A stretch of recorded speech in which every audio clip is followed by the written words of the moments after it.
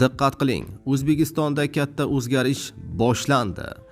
Fuqarolar 7 milliongacha oylik oladi. Bu xabar barchani hayratga soldi. Oylik bo'yicha rekord yangilandimi? O'zbeklar uchun shov-shuvli yangiliklar e'lon qilindi. Maoshlar keskin oshdi. Shaxsan o'zbekistonliklarning oyligi 7 milliondan oshgani rostmi? Ushbu videorolikni oxirigacha ko'ring va batafsil ma'lumotga ega bo'ling.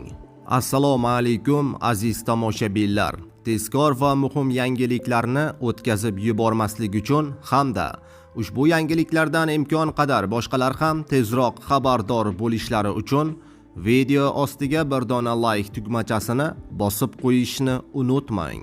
Biz esa sizlarga har doimgidek eng so'nggi xabarlarni yetkazishda davom etamiz.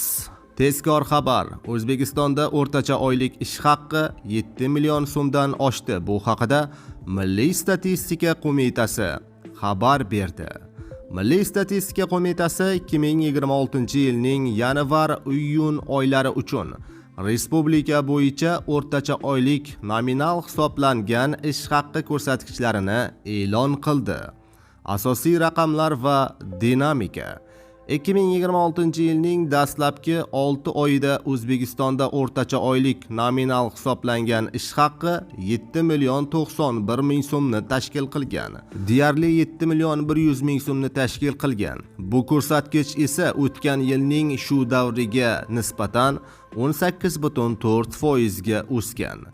Yillar kesimida o'rtacha oylik ish haqqi dinamikasi yanvar-iyun oylarida 2022-yilda 3 million 551 ming so'm, 2023-yilda 4 million 337 ming so'm, 2024-yilda 5 million 100 ming so'm, 2025-yilda 5 million 900 ming so'm, 2026-yilga kelib esa 7 million 91 ming so'mni tashkil qilgan. Hududlar kesimida ish haqqi darajasi va o'sish sur'atlari.